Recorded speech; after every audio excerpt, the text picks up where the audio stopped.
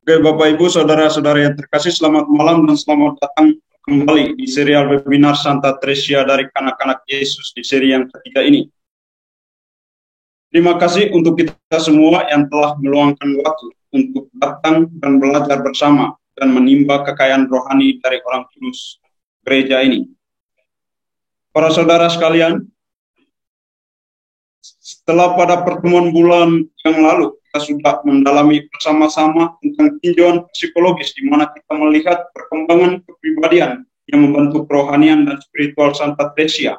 Maka pada kesempatan serial webinar seri yang ketiga ini, kita akan belajar bersama tentang visi Santa Tresia tentang misi, satuan analisis teologis dan relevansinya terhadap evangelisasi masa kini. Untuk mendalami tema ini, kita akan ditemani oleh pemateri kita, yaitu Pater Adam OCD. Halo, selamat malam, Pater Adam. Malam, Pater. Oke, terima kasih. Pater Adam sudah hadir bersama kita di ruang virtual Zoom ini. Selain Pater Adam yang akan menjadi pemateri kita, yang akan memberikan pencerahan apa itu misi menurut Santa Tresia, kita juga akan ditemani oleh seorang moderator, yaitu Frater Vian OCD, yang akan memandu seluruh rangkaian webinar kita pada kesempatan ini. Halo, selamat malam, Frater Vian. Selamat malam, Frater Piso, dan juga untuk kita semua. Selamat. Terima kasih, Frater Vian sudah hadir bersama kita. Bapak, Ibu, saudara sekalian, karena moderator dan pemateri sudah hadir bersama-sama dengan kita di ruang virtual Zoom ini, maka mari kita mulai webinar kita pada kesempatan ini. Maka waktu seluas-luasnya dan ruangan virtual Zoom ini saya serahkan kepada moderator kita, Frater Vian. Terima kasih, Frater Christo, selaku MC dalam webinar kita pada seri yang ketiga. Kita akan belajar bersama, kita mendalami salah satu tema yang diulas, diangkat oleh Santa Teresa, itu berkaitan dengan misi. Pada malam hari ini saya bertugas sebagai moderator. Selanjutnya yang menjadi narasumber kita pada malam hari ini adalah Pater Anianus Markus Adam OCD. Untuk memperkenalkan narasumber kita pada malam hari ini, saya minta untuk share screen supaya kita bisa lebih mengenal narasumber kita pada malam hari ini.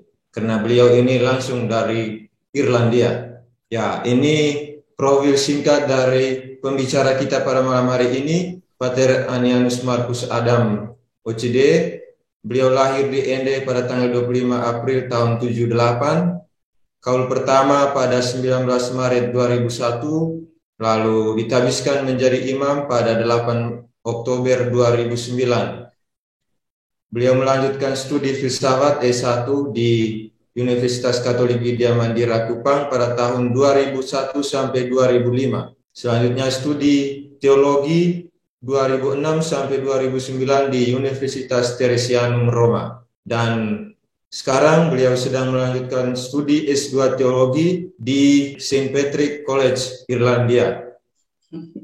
Baik, pada malam hari ini kita akan mendalami tema yang diulas oleh Pater Adam, itu berkaitan dengan visi Santa Tresia tentang misi, suatu analisis teologis dan relevansinya terhadap evangelisasi masa kini.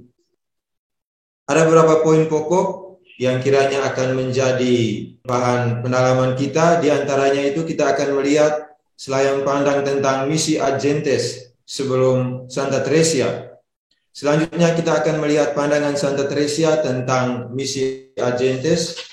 Dan yang berikut adalah kita melihat bagaimana relevansi ajaran Santa Tresia berkaitan dengan misi, kontekstualisasi bagi gereja masa kini. Nanti selanjutnya di saat Pater mempresentasikan bahannya, kita bisa bagi para peserta webinar bisa menuliskan pertanyaannya. Bila mempunyai pertanyaan untuk bisa ditanyakan, dituliskan di chat, diketik di chat. Nanti selanjutnya sesudah presentasi akan dijawab oleh narasumber kita.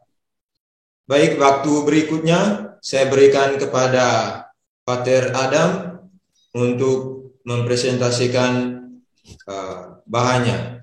Kepada Pater, ruang Zoom ini kami berikan dalam durasi waktu kurang lebih 10 sampai 30 menit. Silakan Pak Ted. Terima kasih banyak Frater Fian untuk kesempatan yang diberikan. Selamat malam untuk saudara-saudaraku di Indonesia, Pak Pastor, Frater, Bapak Ibu. Juga selamat siang untuk pimpinan kita, Pater Chris di Roma. Ya, adalah suatu kehormatan bagi saya yang dipercayakan oleh Frater Fian dan tim untuk men-sharingkan, membawakan materi tentang Santa Teresa dalam hubungan dengan misi. Dan juga saya berterima kasih kepada saudara-saudari semua yang sudah meluangkan waktunya untuk hadir pada kesempatan ini. Ya. Tanpa memperpanjang kata, sekarang izinkan saya untuk share screen untuk mempresentasikan materi saya. Sudah lihat toh, Freda? Sudah, Pak Ted. Oke, saya kasih set timing 30 menit toh. Oke, kita mulai. Baik Ibu Bapak, untuk temanya sudah jelas, sudah dikatakan oleh Frater, juga tertulis di layar. Visi Santa Teresa tentang misi atau pandangan Santa Teresa tentang misi. Apa itu misi? Dalam hal ini, ketika sebut kata misi, artinya misi agentes yang saya maksudkan di sini ya, misi kepada orang-orang non-Kristen. Dan tinjauannya adalah dari tinjauan teologis, jadi bukan dari tinjauan politis atau budaya atau apalagi yang lain, bukan. Ini dari segi teologinya dan relevansinya untuk kita yang hidup pada saat ini. Nah, saya mulai dengan menunjukkan ada 3 gambar ini.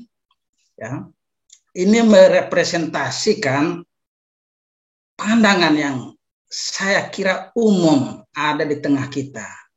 Kalau kita sedang berkumpul bersama sebagai sesama Katolik, sangat mungkin kita akan berpandangan seperti yang sudut kiri atas. Kalau dari saya di sini bilang kiri atas ya. Intinya bahwa kita percaya bahwa Katolik adalah satu-satunya agama yang dikehendaki Allah melalui Yesus Kristus dan perlu untuk keselamatan semua umat manusia. Dengan kata lain, satu-satunya agama yang benar adalah agama Katolik. Itu kalau sedang bersama-sama dengan sesama kita yang orang Katolik. Tapi ketika kita sudah berada di tengah atau di antara sesama saudara kita yang non-Katolik, apalagi yang non-Kristen, sesama kita yang beragama Islam, Hindu, Buddha, misalnya Konghucu misalnya, sangat mungkin kita bergeser pandangannya ke gambar atau ya gambar itu yang sebelah kanan atas itu ya. Kita berpikir semua agama itu sama saja, itu adalah jalan-jalan yang sah menuju surga. Tuhan menghendaki supaya semua agama itu ada di dunia ini dan setiap orang boleh mempraktekkan, menghayati ajaran agamanya masing-masing. Karena toh akhirnya kita diselamatkan oleh Allah melalui agama kita masing-masing dan kita semua akan masuk surga. Nah, itu pandangan yang kedua. Tapi sangat mungkin ketika kita berada di tengah lingkungan yang sekuler, misalnya di sini di Eropa, ketika orang-orang ateis mulai kritik, ada banyak kejahatan di dunia ini yang disebabkan oleh orang-orang yang beragama. Agama itu menjadi sebab kejahatan di dunia ini. Kemudian kita mulai renung-renung, benar juga ya, ada banyak sekali peperangan saat ini, ada terorisme dan segala macam kejahatan lain. Dan kemudian kita juga kurang kenal dengan baik tentang ajaran agama kita. Kita jadi ragu. Sangat mungkin kita akhirnya berpikir, memang benar, sebaiknya kita tinggalkan saja agama. Jadikanlah diri kita sendiri, manusia ini secara fisik ini yang menjadi patokan. Jadi yang bagian rohaninya kita tinggalkan, ya. Dan kita anggap agama itu hanya tipu-tipu saja itu hanya strategi orang yang kurang dewasa secara mental, kurang kuat secara psikologis ya. Itu kalau dalam bahasa Karl Marx itu hanya candu saja itu. Ya, sangat mungkin cara berpikir kita seperti itu. Nah, berhadapan dengan ya katakanlah pemikiran-pemikiran yang bersiliweran di sekitar kita seperti ini. Apakah sikap kita sebagai seorang Katolik? Saya ingin memberikan panduan tentang bagaimana hidup sebagai seorang Katolik di tengah lingkungan yang majemuk dari sudut pandang agama berdasarkan ajaran Santa Teresa Religius, juga dikemas dalam bingkai magisterium, ajaran resmi Gereja Katolik. Ini pandangan resmi, ya. Ini teologis, dogmatis, magisterial. Sengaja saya garis bawah yang ini, kenapa? Karena zaman sekarang banyak orang mulai mengajarkan yang secara implisit menjadikan dirinya sebagai patokan kebenaran. Ya, menunjukkan ini yang benar, ini yang benar. Jadi kita sangat mungkin menjadi keliru. Kita bahkan bukan keliru, tapi bingung. Ini yang mana yang benar? Nah, ini yang saya mau beritahu. Kita tunduk ikut ajaran resmi magisterium. Nah, sekarang bagaimana pandangan atau pengalaman visi dari seorang Santa Teresa tentang misi dan panduan resmi dari magisterium? Nah, berikut saya akan beritahu, tetapi sebelumnya kita mulai dengan semacam selayang pandang, sekapur sirih tentang misi. Kita tahu dari kitab suci, dari Matius bab 28 ayat 19 sampai 20 juga ayat-ayat yang relevan yang berbicara tentang hal yang sama. Yesus memerintahkan, mengamanatkan, mewasiatkan supaya kita mewartakan Injil. Pergilah, jadikanlah semua bangsa muridku dan baptislah mereka dalam nama Bapa dan Putra dan Roh Kudus. Dan ajarlah mereka melakukan segala sesuatu yang telah kuperintahkan kepadamu. Dan ketahuilah, aku menyertai kamu senantiasa sampai akhir zaman. Itu perintah Tuhan. Ini bukan perintah main-main. Dan para pengikut awalnya, umat Kristen perdana sadar betul tentang pentingnya amanat agung ini. Itulah sebabnya mereka semua ya, bukan hanya para rasul, tapi semua dengan caranya masing-masing mewartakan Injil. Akhirnya dari sejarah gereja kita akan tahu bahwa kurang lebih 300 tahun semua orang sudah tahu tentang Injil dan kemudian agama Kristen menjadi agama negara. Ya. Tetapi dari sejarah gereja juga kita tahu bahwa walaupun agama Kristen sudah menjadi agama negara, tetapi tidak semua orang menjadi Kristen, ya. Saudara-saudara kita yang Yahudi sebagiannya tidak mau jadi Kristen. Begitu pula saudara-saudara kita yang Islam tidak mau jadi Kristen. Bahkan sebagian lagi yang disebut dengan agama pagan atau istilah yang mungkin zaman sekarang kurang enak didengar, yaitu kafir, orang kafir, ya. Mereka tetap tidak mau masuk ke dalam komunitas iman Kristiani ini. Ya. Bukan hanya itu, ada juga orang-orang yang sebelumnya masuk dalam komunitas itu, lalu kemudian memisahkan diri mereka. Ya, ini disebut dengan skismatik atau heresi. Nah, keberadaan kelompok-kelompok ini tidak dianggap sebagai sesuatu yang normal. Kenapa? Karena pemahaman bahwa kelompok atau komunitas ini adalah kelompok yang sungguh-sungguh membawa kepada keselamatan. Di dalam kelompok ini, ya, di dalam agama Kristen itu. Karena itu mereka itu secara tidak langsung ya berada di luar keselamatan. Karena itu gereja melalui magisterium mengatakan dalam konsili Rara Florence, nah ini ada kutipan, saya baca alun-alun, ini penting sekali. Dengan kepercayaan yang teguh, gereja mengimani dan mengajarkan bahwa tak seorang pun yang tetap berada di luar gereja Katolik, bukan hanya orang-orang yang tidak beragama, yang tadi infidel, kafir, tetapi juga orang Yahudi dan para heresis serta skismatik bisa mengambil bagian dalam kehidupan kekal. Mereka akan masuk ke dalam api kekal yang telah disiapkan untuk iblis dan malaikat-malaikatnya. Nah, ini keras ini. Kecuali kalau, ini kekecualiannya. Kecuali kalau sebelum mengakhiri hidupnya, mereka diterima kembali ke dalamnya.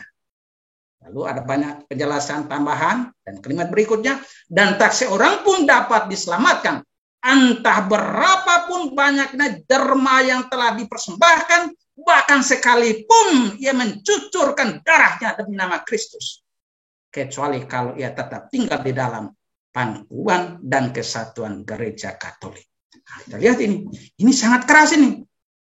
Ini baca di zaman modern ini mungkin ada orang mungkin agak geli-geli sedikit ini, ngeri-ngeri sedap. Nah, ini yang benar saja ini. Ya, tapi ini prinsip ini yang kita kenal dengan istilah extra ecclesia nulla salus. Memang istilah itu sudah ada sejak Santo Siprianus, tapi yang lebih jelasnya ini kan pandangan resmi magisterium. Kalau Santo Siprianus itu kan masih pendapat pribadinya dan juga teman-temannya. Ya, ini pendapat yang sangat penting tentang bagaimana posisi gereja Katolik, tentang dirinya dalam hubungan dengan orang-orang non-Katolik, baik sesama yang Kristen non-Katolik maupun yang non-Kristen. Nah, dalam konteks seperti itulah gereja mau mengatakan jangan main-main dengan gereja. Ini bukan komunitas yang ya boleh masuk, boleh tidak. No, ini penting karena ini menyangkut kehidupan kekal. Kendati demikian, pandangan mereka ini berubah dalam arti asumsi ya. Saya perlu sisipkan lagi sedikit. Pandangan yang tegas seperti ini didasarkan pada asumsi ya. Yang pertama asumsi bahwa mereka itu ya orang Yahudi, heresis, skismatik termasuk orang Islam, ada asumsi bahwa mereka sudah tahu dengan baik tentang kekatolikan. Lalu mereka sengaja dengan tahu dan tidak mau masuk atau tetap tinggal di dalam Katolik. Nah, itu asumsi di belakangnya. Nah, karena itu ada kalimat seperti itu. Tapi asumsi ini kemudian berubah dengan pengalaman di benua Amerika. Ada dua hal. Yang pertama, mereka menemukan ternyata ada banyak orang di Amerika. Ya, ada penduduk pribumi dan mereka belum pernah mendengar tentang Injil. Nah, itu nomor satu. Jadi mereka, ini ternyata banyak orang yang belum dengar Injil. Berarti asumsi kita bahwa semua orang sudah dengar, itu keliru. Ya, jadi asumsinya salah yang pertama. Yang kedua, orang-orang itu banyak yang tidak mau masuk ke dalam Katolik. Kalaupun masuk terpaksa. Ya, kenapa? Karena metode mereka yang sangat amat buruk. Nah, kalau saudara-saudara baca di catatan yang saya berikan dan akan saya tunjuk lagi di sini dengan slide, lihat ini pernyataan dari para prajurit Spanyol yang menjadi, saya tidak tahu kita sebut sebagai pewarta Injil atau sebagai penjahat Injil kalau kasarnya ya. Ini kata-kata mereka ini kepada orang-orang Indian. Kalau kamu tidak masuk Katolik, maka kami akan menangkap kamu semua beserta anak istrimu. Kamu akan dijadikan budak. Dan karenanya kamu akan dijual atau diserahkan kepada siapa saja seturut perintah baginda raja dan ratu kami. Kami juga akan merampas semua harta bendamu.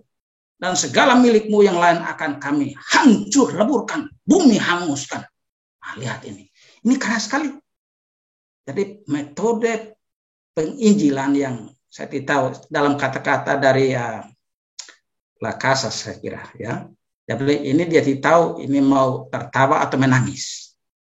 Sangat kontras dengan wajah kekristenan yang asli. Mereka menampilkan wajah kekristenan, wajah Yesus yang sama sekali berbanding terbalik. Nah, ini gambar contoh saya tahu tentang saudara-saudara kita yang melakukan penginjilan dengan cara yang keliru itu.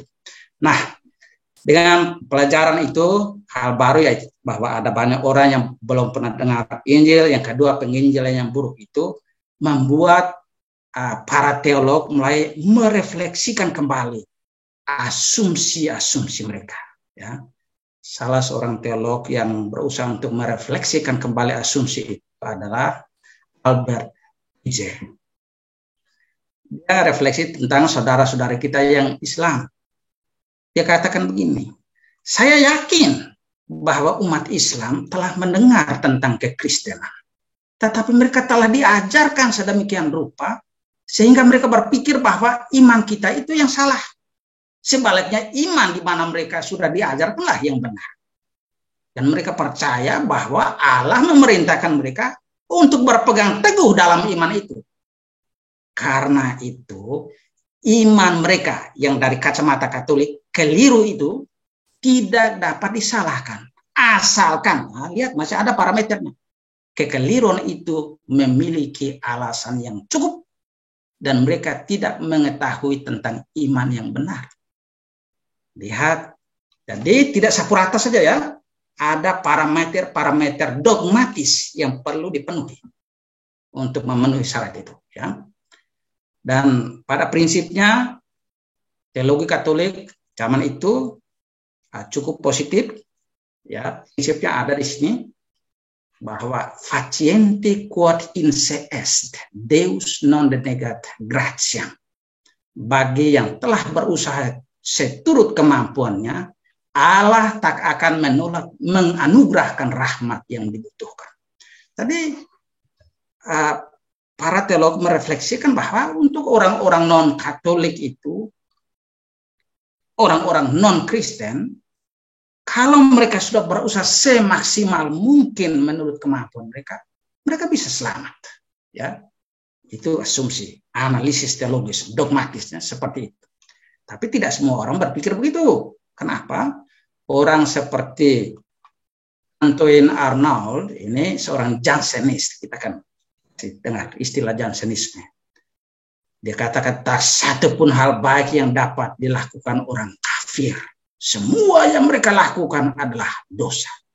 Jadi lihat cara berpikir Arnauld ini ya, itu kita tahu di zaman modern ini kan sangat masih relevan. Kita bisa dengar banyak saudara-saudara kita yang berpandangan seperti itu, yang menganggap orang-orang non-Kristen itu semua dosa. Mereka tidak ada kebaikan yang mereka buat, itu hanya tampaknya saja, tetapi substansinya adalah dosa.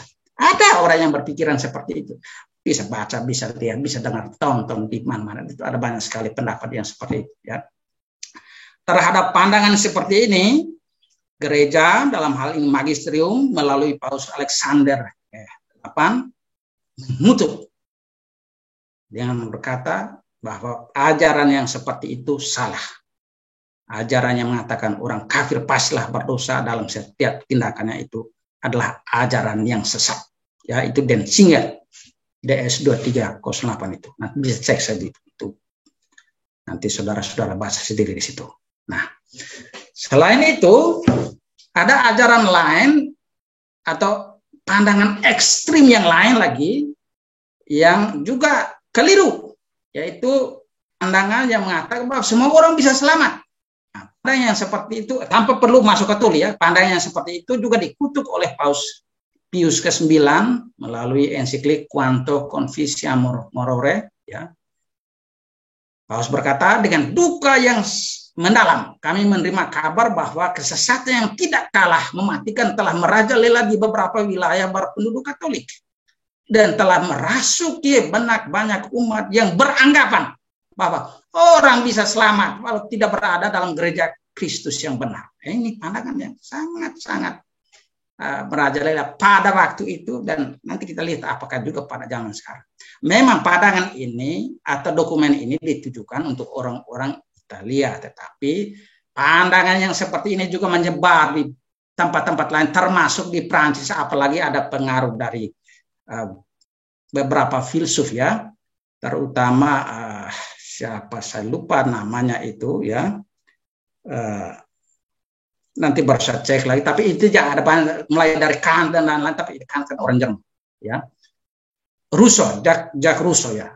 Rousseau itu cara berpikirnya itu sangat mempengaruhi pikiran banyak orang untuk berpikir seperti itu. Nggak perlu agama yang paling benar, semuanya oke, yang penting hati. Ya, prinsipnya seperti yang penting hatinya, semuanya oke. Mau agama apa saja, mana, enggak masalah. Yang penting hati. Itu cara berpikir dari Rousseau. Ya, dan itu yang dikutuk oleh Paus Pius ke-9. Ini atas nama magisterium. Nah, setelah intervensi magisterium, dari paus-paus itu lalu diadakan konsili. Kita lihat konsili Vatikan pertama dalam draft, ini baru draftnya, tidak sempat disahkan karena perang waktu itu ya, tapi draftnya itu merepresentasikan pemikiran puncak pada waktu itu ya. Nah, ini kata draft konsili. Kami mengajarkan bahwa gereja bukanlah sebuah komunitas iman yang bersifat relatif, sehingga orang boleh beranggapan bahwa mengakui atau menolak gereja, masuk atau meninggalkannya sama sekali tidak berpengaruh terhadap keselamatannya. Sebaliknya, ini kami mengajarkan bahwa gereja perlu untuk keselamatan. Bukan hanya perlu karena itu adalah hukum Tuhan, karena Sang Penyelamat memerintahkan agar semua orang masuk ke dalamnya, tetapi juga perlu sebagai sarana. Karena melalui rancangan ilahinya, pencurahan Roh Kudus dan partisipasi dalam kebenaran dan hidup tidak dapat diperoleh selain di dalam dan melalui gereja, di mana Kristus adalah kepalanya. Lebih lanjut, adalah dogma iman kita yang mengajarkan bahwa tak seorang pun dapat selamat di luar gereja. Tetapi masih ada kualifikasinya ya. Kendati demikian, bagi orang yang berada dalam kondisi ketidaktahuan yang tidak bersalah tentang Kristus dan gerejanya, tetapi telah berusaha dengan sungguh-sungguh, tidak akan menerima hukuman kekal karena ketidaktahuannya. Karena itu, mengingat ketidakbersalahan mereka di mata Tuhan, yang menghendaki semua orang selamat dan memperoleh pengetahuan tentang kebenaran, dan yang selalu memberikan rahmat kepada orang yang telah melakukan apapun sesuai dengan kemampuannya, orang yang demikian dapat diselamatkan. Tetapi bagi yang bersalah, keselamatan kekal tidak dianugerahkan kepada mereka kalau sampai akhir hidupnya tetap berkeras hati, berpisah dari kesatuan iman dan persekutuan gereja. Nah, ini pandangan tentang 2 poin ya. Yang pertama tentang nilai absolut Katolik, tetapi juga pandangan yang lain bahwa saudara-saudari kita yang non-Katolik bahkan non-Kristen bisa selamat dengan parameter-parameter yang telah ditetapkan itu. Kalau mereka tidak tahu dan mereka berusaha semampu mereka, maka sangat mungkin mereka selamat. Nah, itu pengantar sekapur sirinya. Tapi ini mau kayaknya sudah 21 menit. Ini sekapur sirinya kayaknya sudah terlalu banyak ini. Terpaksa saya harus agak cepat-cepat bagian isinya ya. Sekarang pandangan Santa Teresa tentang misi Audentes. Nah, kita lihat yang pertama, Teresa menegaskan tentang prinsip EENS, ya, extra ecclesia nulla salus, dan menolak indiferentisme religius. Kita lihat ada banyak tulisan Santa Teresa, tapi ini 1-2 kutipan yang saya kira relevan. Santa Teresa katakan, saya ingin menjadi putri gereja yang sejati, sama seperti Bunda Suci kita Santa Teresa, dan berdoa untuk semua intensi wakil Kristus. Nah, dalam hubungan dengan misi sudah jelas intensinya supaya semua orang masuk Katolik. Nah, ini Santa Teresa, dia teguh percaya dengan kebenaran Katolik, dan dia mau menjadi putri gereja yang membanggakan gereja, bukan menjadi beban untuk gereja. Nah, itu. Yang kedua, motivasinya, ya. Saya ingin menjadi rasul di antara sahabat-sahabatku untuk menceritakan kepada mereka tentang kerahiman Allah yang tak berkesudahan. Ya, ini kerahiman, kebaikan, cinta Allah. Nah, itu. Yang ketiga, misi dalam tim. Ya. Satu, peran sesuai dengan panggilan. Dia tahu dia seorang wanita, walaupun dia mau, katakan di sini, dia mau, kutipan-kutipan, dia mau menjadi nabi merah, menjadi rasul, menjadi imam, bahkan mau menjadi imam misionaris. Tapi dia tahu dia kan wanita dan dia juga sakit-sakitan. Jadi dia tidak nekat. Nah, ini sangat relevan dengan teologi zaman ini. Beberapa wanita paksa diri supaya jadi pastor, bahkan mau rubah semua aturan gereja. Saya lihat itu. Magisterium berulang-ulang menegaskan tidak bisa, kami tidak punya kuasa untuk mengubah ajaran bahwa hanya pastor, hanya laki-laki yang menjadi pastor. Sebagian orang tuh tetap tidak mau protes. Tidak, ini tidak melawan kesetaraan gender. Nah, jadi ideologi mereka itu soal kesetaraan gender bukan kehendak Allah. Tapi itu lain waktu berbicarakan. Ini peran sentral cinta ya. Jadi Teresa tegaskan bahwa yang paling penting itu adalah cinta. Karena cintalah yang mendorong semuanya termasuk soal misi. Dan tentu saja kerjasama tim. Bukan hanya tim dalam konteks sesama kita. Ada pastor, suster, frater, Buddha, dan awam. Tetapi juga tim surga dan dunia. Ini Teresa saat ini juga saat kita sedang Zoom meeting ini. Dia juga beserta kita. Berdoa untuk kita. Untuk kesuksesan misi. Nah, sekarang bagaimana relevansi ajaran atau pengalaman spiritual dari Santa Teresa tentang misi agentes, evangelisasi untuk konteks kita masa kini. Yang pertama, prinsip EENS dan kontradiksinya atau lawannya indiferentisme religio. Nah, ini coba kita renungkan bakat kata dari Yohanes Paulus kedua. Salah satu alasan yang paling serius bagi berkurangnya minat dan perhatian terhadap tugas misioner adalah menyebar luasnya sikap indiferentisme, sikap masa bodoh, acuh tak acuh, kepala batu, yang juga ditemukan di antara orang-orang Kristen. Indiferentisme ini didasarkan pada pandangan-pandangan teologis yang tidak benar dan dicirikan oleh suatu relativisme keagamaan yang menjurus ke arah keyakinan bahwa suatu agama itu sama baiknya dengan agama lain.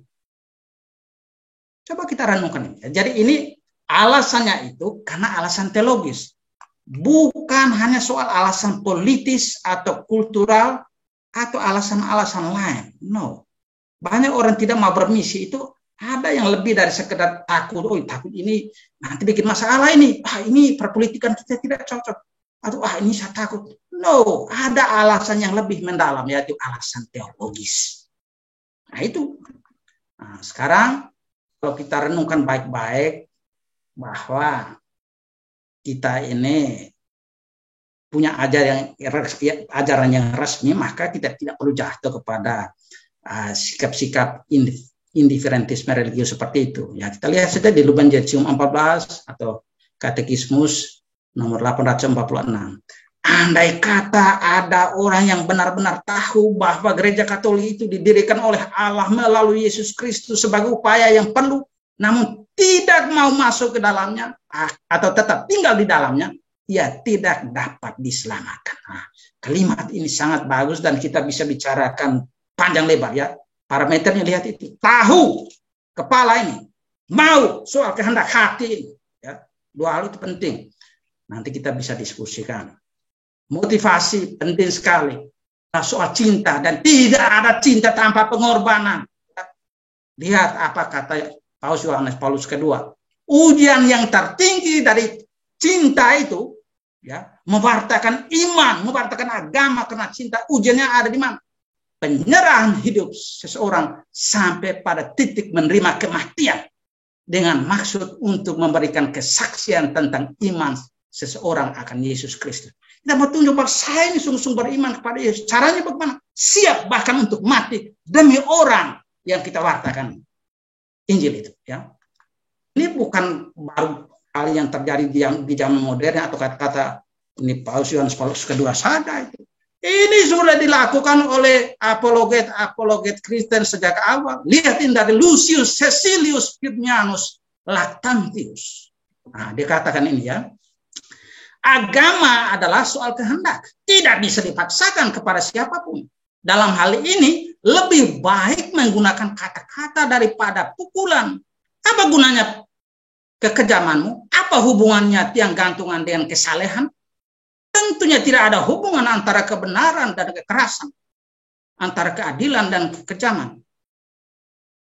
Memang benar bahwa tidak ada yang begitu penting selain agama, dan seseorang harus mempertahankan agamanya dengan cara apapun. Memang benar bahwa agama itu harus dilindungi, tetapi dengan mati untuk itu. Bukan dengan membunuh orang lain. dengan panjang sabar, bukan dengan kekerasan, dengan iman, bukan dengan kejahatan. Nah ini, jadi bukan ini ambil dengan kelebang itu, mana batang lehermu ini? Percaya kepada Injil. Kalau tidak ini memati, apa itu? Itu bukan perbuatan ini, itu pelampiasan ego, mengutip kata-kata Pater Abdul. Ya. Nah, ini lihat ini pewartaan yang benar ala Kristiani. Lihat yang sebelah kiri itu, mereka mau membuktikan kebenaran iman Kristiani dengan siap dimakan oleh singa, bahkan juga disalibkan. Ya, bukan dengan bawa pedang yang mengancam-ancam orang. Kalau tidak masuk Katolik, mati. Wah itu apa? Jadi kita lihat para pengajar mula-mula khususnya selama 3 abad pertama memperjuangkan kebenaran beragama sepenuhnya, memperjuangkan kebebasan beragama sepenuhnya. Lebih jauh mereka tidak hanya mendesak prinsip bahwa agama tidak dapat dipaksakan kepada orang lain, prinsip yang selalu dianut oleh gereja dalam berurusan dengan mereka yang belum dibaptis, orang non-Kristen. Tetapi ketika membandingkan hukum Musa dan agama Kristen, mereka mengajarkan bahwa hukum final bagi para bidat adalah dengan hukuman spiritual, ekskomunikasi. Bukan mana itu, ambil pedang, gorok leher mereka. No. Ya, Frater Fian, izinkan saya lagi berapa slide saja yang saya coba saya cek dulu. Itu lagi 1-2 slide saja. Oke, Pak. Oke. Nah, ini lalu yang ketiga, bermisi dalam tim. Pius ke-12 dalam ensikliknya Mystici Corporis Christi nomor 15, 16, 17, nanti saudara-saudara bisa baca di situ, memberikan pengajaran yang sangat baik. Saya berusaha untuk mencari lihat catatan kaki apakah ini sumbernya dari mana, tapi saya tidak temukan yang acuannya kepada Santa Teresa. Tapi pada prinsipnya menurut saya apa yang ditulis Paus ini itu hanya pengembangan dari apa yang diajarkan Santa Teresa. Memang penjelasan tentang tubuh mistik Kristus itu sudah ditulis banyak bapak gereja sebelumnya, tapi yang ditulis Santa Teresa juga pasti sama. Ini persis di situ. Ya. Dan kesimpulan sekaligus amanat agung bagi kita itu apa? Nih, jadikanlah semua bangsa muridku dan baptislah mereka dalam nama Bapa dan Putra dan Roh Kudus, dan ajarkanlah mereka melakukan segala sesuatu yang telah kuperintahkan kepadamu. Dan ketahuilah aku menyertai kamu senantiasa sampai akhir zaman. Dengan kata lain, evangelisasi itu terus berjalan, tapi dengan cara yang sungguh-sungguh katolis. Sekian dan terima kasih. Kembalikan ke moderator. Brother Fian. Halo, Father. Sudah selesai. Sorry, Father, tadi saya sempat terbuang. Oke. Alright. Ya. Ya, terima kasih Father Adam yang telah mempresentasikan bahannya berkaitan dengan webinar kita pada malam hari ini. Kita telah melihat beberapa pandangan yang telah dijelaskan oleh Father Adam, baik dari aspek Biblis tadi sempat disinggung berkaitan dengan teks Injil Matius dan Markus, lalu selanjutnya juga dalam kaitan dengan dari tinjauan teologis, baik itu sebelum konsili, lalu konsili Vatikan II sendiri, dan juga beberapa teolog yang disinggung oleh Pater. Kita berikan tepuk tangan, aplaus secara virtual kepada Pater Adam atas presentasi makalahnya, presentasi bahannya. Terima kasih. Untuk selanjutnya kita akan, sebelum kita masuk pada sesi diskusi tanya jawab, sebelumnya kita akan mendengar suara-suara merdu, suara-suara dari balik klausulan novisiat. Ini bukan balik jeruji penjara, tetapi dari klausulan novisiat. Mereka mau menyuguhkan kita dengan sebuah lagu. Katanya ini sudah dipersiapkan dari beberapa bulan yang lalu di bawah komando Sang Magister Pater Cosmas. Ya, mungkin dari Pater Us bisa spotlight mereka sehingga mereka bisa membawakan lagunya. Ya, kita saksikan bersama. Silakan Pater Kosmas bersama Frater Profes dan Frater Novis. Ruang Zoom ini kami berikan, jangan lupa untuk menghidupkan mic-nya.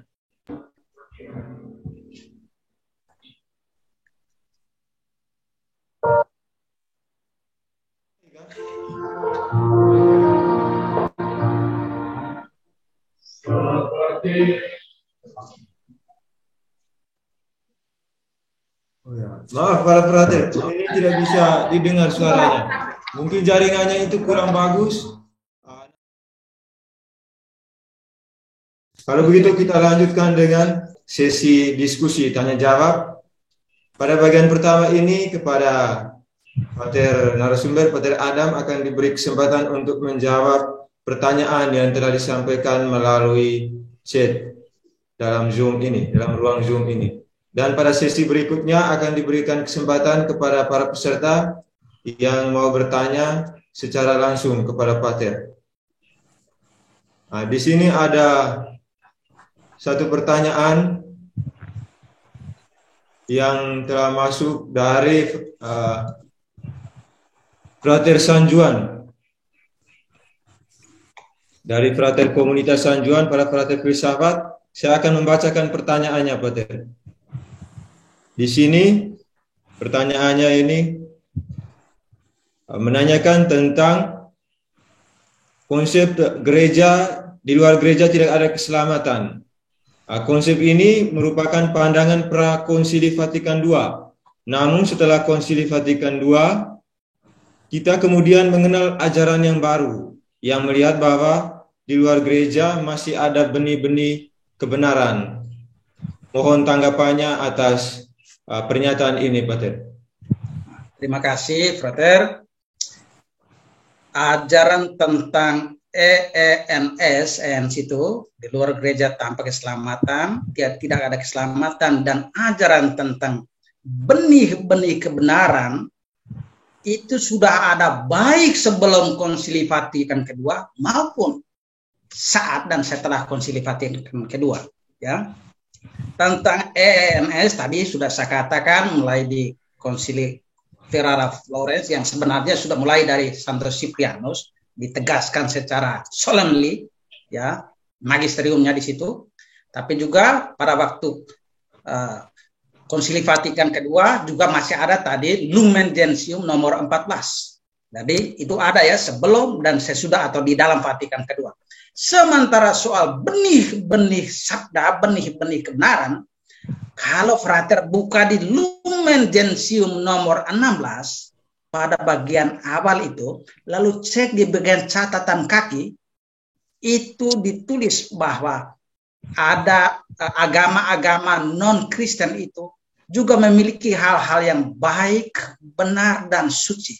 Dan lihat penjelasan, hal-hal itu dianggap sebagai preparatio evangelica, sebagai persiapan Injil. Lalu catatan kakinya itu mengacu kepada Eusebius dan juga apologet lain, terutama misalnya Clemens dan Santo Yusinus Martin. Tetapi di situ lebih cocoknya mengacu kepada Eusebius. Tapi intinya bahwa dua ajaran itu sudah ada sebelum dan sesudah.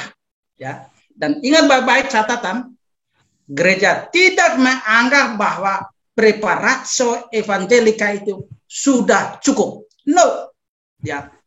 Mereka harus masuk ke dalam gereja Katolik. Tetapi parameter tadi, kalau mereka tidak tahu, maka mereka bisa saja masuk surga. Tetapi masih ada prasyaratnya. Bukan karena ketidaktahuannya. Ketidaktahuan hanyalah kondisi untuk menghindari kesalahan. Keselamatan datang dari Allah, rahmat, tapi direspon secara manusiawi dari dalam hal ini melalui iman dan tindakan nyata. Jadi jangan keliru, memang ada ramifikasinya, ada kompleksitas di dalam hal ini. Ada orang yang maunya sederhana tapi sebenarnya simplistik. Tapi fakta hidup itu tidak selalu simpel, kompleks. Di sini gereja mau menegaskan bahwa kita mengaku banyak hal yang baik, dalam agama-agama, budaya-budaya non-Kristen. Tetapi tidak semuanya baik dan juga tidak semuanya buruk. Ada hal-hal yang baik, dan yang baik-baik itu dijadikan sebagai persiapan Injil. Demikian, brother. Baik, terima kasih. Saya pikir cukup jelas jawaban dari Pater. Nanti misalnya ada tanggapan bisa disampaikan secara langsung pada sesi kedua kepada para frater San Juan. Berikut, Pater, ada satu pertanyaan lagi. Pertanyaan dari Frater Us. Di sini pertanyaannya berkaitan dengan misi Agentes. Berbicara tentang misi gereja kepada agama-agama lain.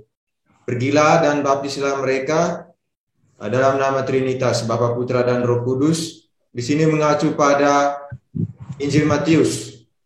Injil Matius, perintah misi kepada para rasul. Sementara itu, kenyataan dunia saat ini dengan banyak agama dan gereja mengakui akan adanya kebenaran yang dimiliki oleh agama dan kebudayaan lain. Dalam hal ini merujuk pada Nostra Aetate nomor 2. Bagaimana, apakah misi yang tentang baptisan kepada orang-orang, kepada mereka yang tempat kita diutus, apakah itu masih berlaku atau seperti apa misi pada masa sekarang? Bagaimana misi gereja yang harus diemban saat ini, apakah masih dengan konsep dari Agentes merujuk pada Injil Matius itu tentang baptisan? Ya, oke. Terima kasih. Jadi sudah jelas kita ini masih bersandar atau berdasar atau berdiri di atas Konsili Vatikan kedua, ya. Dan konsili ini tidak bisa mengubah-ubah begitu saja. Kita lihat apa yang tertulis di sini di Agentes 2 itu, ya.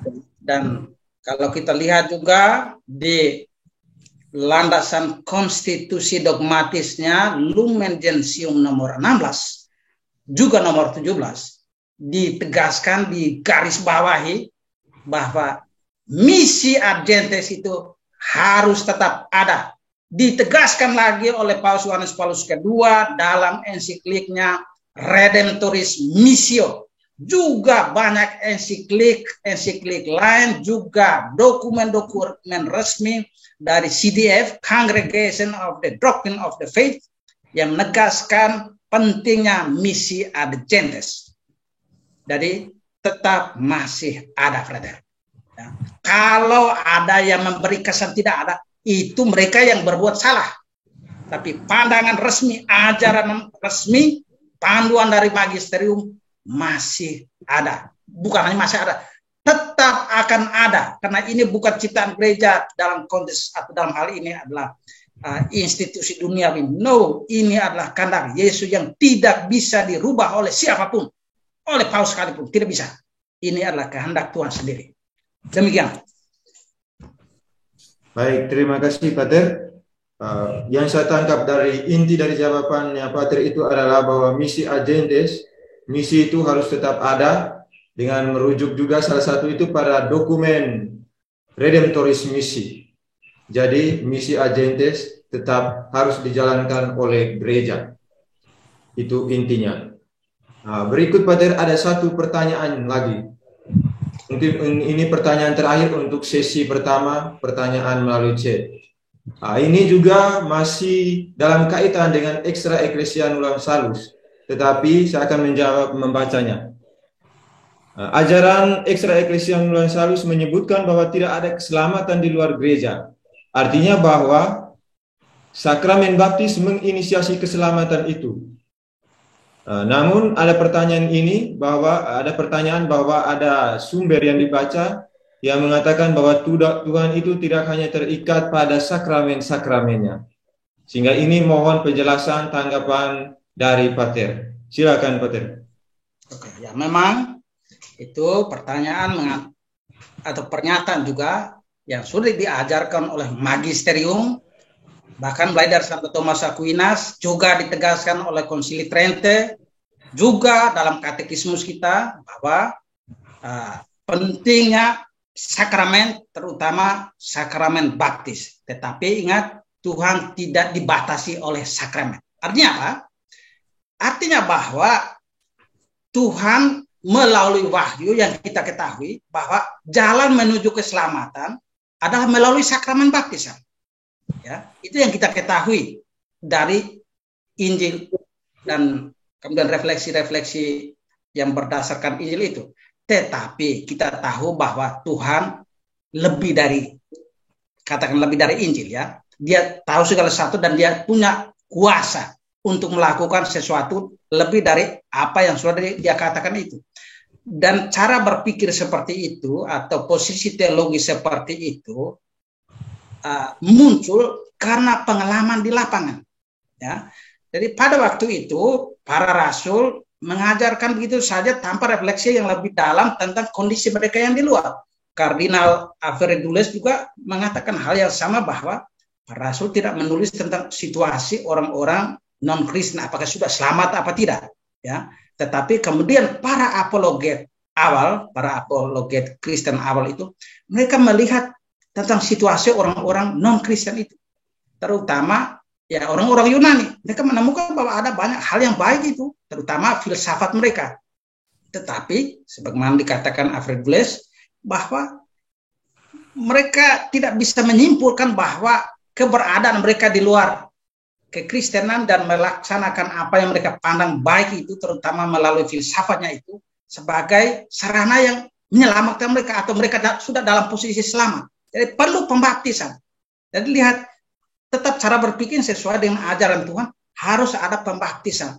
Tapi pada saat yang sama mereka, tapi kalau mereka sudah meninggal sebelum dibaptis, apakah mereka ini masuk neraka? Tapi kalau mengacu kepada 1 Timotius bab 2 ayat 4 bahwa Tuhan menghendaki semua orang selamat, ini bagaimana? Jadi ada dua pertentangan. Karena itu para teolog memutuskan atau merefleksikan dan menyimpulkan bahwa sangat mungkin mereka bisa selamat karena Tuhan lebih dari sekadar sakramen atau dia tidak bisa diikat oleh sakramen yang telah dia tentukan itu. Demikian, Pater. Baik, terima kasih, Pater. Demikian beberapa jawaban dari Pater berkaitan dengan pertanyaan yang disampaikan lewat chat ini. Kita akan masuk pada sesi yang kedua. Pada sesi yang kedua ini diberikan kesempatan kepada para peserta webinar untuk menyampaikan. Mungkin ada yang menyiapkan pertanyaan untuk disampaikan secara langsung. Mungkin dari para peserta tadi yang mengutarakan pertanyaan pada sesi pertama, ada tanggapan balik. Saya berikan kesempatan dengan cara raise hand, mengangkat tangan secara virtual. Ya, sepertinya dari komunitas San Juan, dari para frater filsafat sudah bergabung, sudah menyiapkannya. Silakan, Frater Patris. Ruang Zoom saya berikan. Baik, terima kasih Frater Pian selaku moderator. Frater Adam, selamat malam. Selamat siang waktu Irlandia. Terima kasih. Selamat. Baik, Pater, dari penjelasan tadi, kebetulan saya yang bertanya berkaitan dengan pertanyaan paling pertama tadi, berkaitan dengan pernyataan atau ajaran yang melihat bahwa di luar gereja itu tidak ada keselamatan. Lalu ada muncul yang baru, tetapi dalam penjelasan tadi sudah jelas bahwa itu sebenarnya sudah ada juga sebelum Konsil Vatikan kedua. Nah, saya mau bertanya lebih lanjut nih, Pak. Karena saya melihat kalau kita tetap menekankan pada apa yang menjadi keunggulan tadi, karena bagaimanapun juga, kalau omong tentang misi, berarti itu selalu kaitannya keluar. Ketika kita keluar, maka kita akan berjumpa dengan yang lain. Berjumpa dengan budaya, berjumpa dengan agama-agama lain, bahkan dengan filsafat. Dalam konteks ini, kalau kita tetap menekankan pada apa yang menjadi keunggulan, maka di sana yang ditonjolkan adalah perbedaan. Di dalam perjumpaan itu harus ada dialog.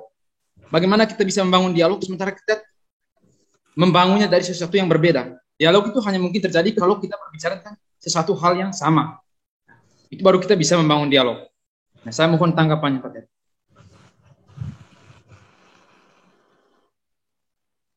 Bagaimana, Pater? Apakah pertanyaan tadi Pater bisa, jika jelas, ya. Tanggapannya jelas, Pater bisa langsung memberikan tanggapannya. Oke, terima kasih. Ini bagus, Pater. Pertanyaan ini sangat kontekstual. Dan ingin saya tegaskan bahwa panduan resmi dari gereja kita, dari magisterium, adalah bahwa baik dalam ensiklik Paus Yohanes Paulus II Redemptoris Missio dan dokumen lain terutama dari CDE tentang Dialogue and Proclamation, juga Dialogue and Mission, semua ini dijelaskan di situ bahwa kita justru harus mulai dengan dialog. Bahkan ingat baik-baik, Konsili Vatikan II itu diadakan dengan semangat dialogis itu.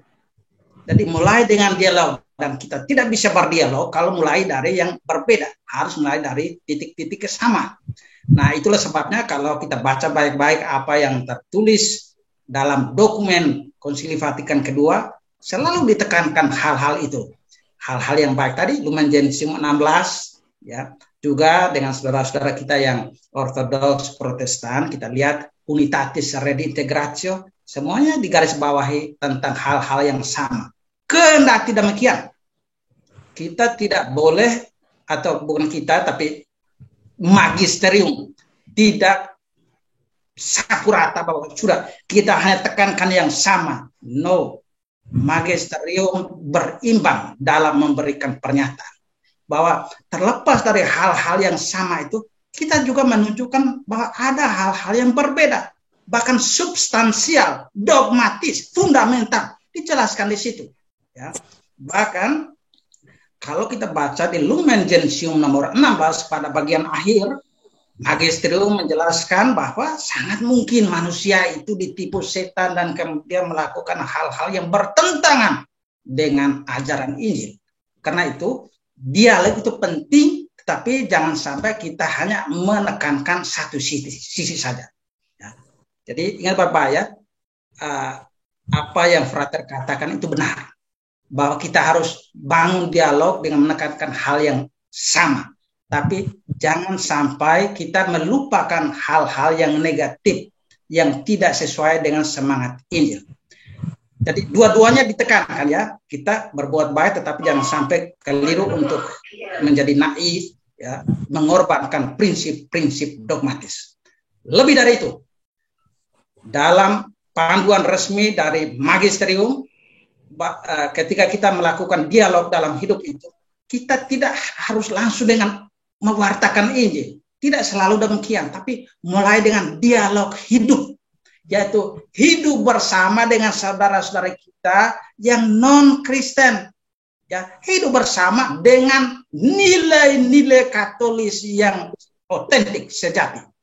Jadi ketika kita hidup sebagai seorang Katolik dengan nilai-nilai Katolis, maka pola kita, kesaksian hidup kita itu secara tidak langsung merupakan suatu bentuk pewartaan. Tetapi Paus Yohanes Paulus II menggarisbawahi, jangan sampai kita hanya stop di situ atau menukarkan antara pewartaan Injil dengan hanya sekedar kehidupan yang baik atau dialog hidup itu.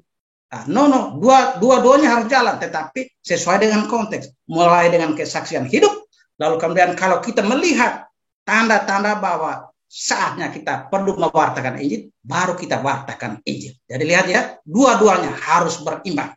Sekian dan terima kasih.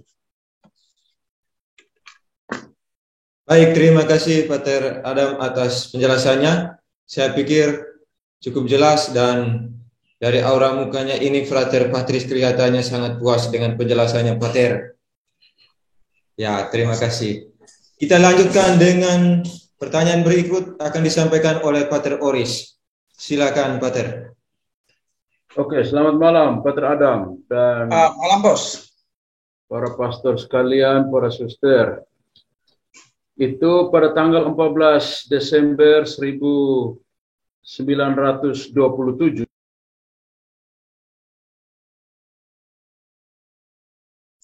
Itu kayaknya unmute mic.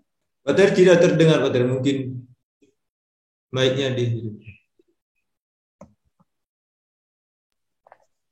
Ya, coba Pater. Dengarkah? Ya, silakan Pater. Oke, baik. Pada tanggal 14 Desember 1927, Paus Pius ke-11 itu memproklamirkan Santa Teresia dari kanak-kanak Yesus sebagai pelindung misi bersama dengan Santo Fransiskus Xaverius. Dari penetapan ini, banyak orang menilai bahwa gelar pelindung misi itu tidak cocok untuk Santa Teresa dari kanak-kanak Yesus. Karena banyak orang berpikir bahwa menjadi seorang misionaris itu dalam bahasa Inggris artinya dia harus menggunakan kakinya, leg, untuk pergi kemana-mana. Jadi bukan hanya di tempat saja. Itu banyak sekali reaksi yang negatif tentang penggelaran ini.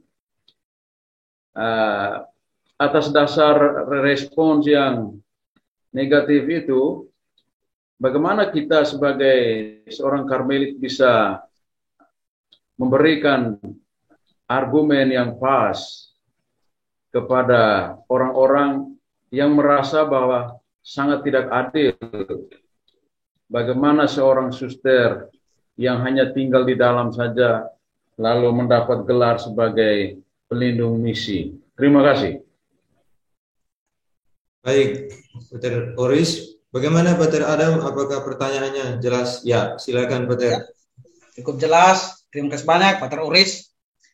Ini pertanyaan yang baik dan jawaban terhadap pertanyaan ini sebenarnya merupakan representasi dari refleksi eklesiologis hampir 50 tahun, ya, bahwa bagaimana cara memahami tentang gereja itu mempengaruhi konsepsi orang tentang misi, ya. Konsepsi eklesiologis mempengaruhi konsepsi misiologis.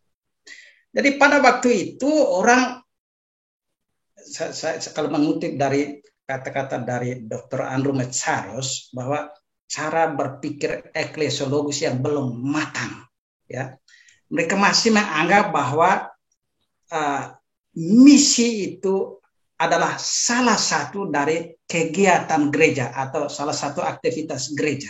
Tapi mereka belum paham tentang apa itu gereja sendiri. Artinya bukan belum paham, tapi belum paham secara utuh.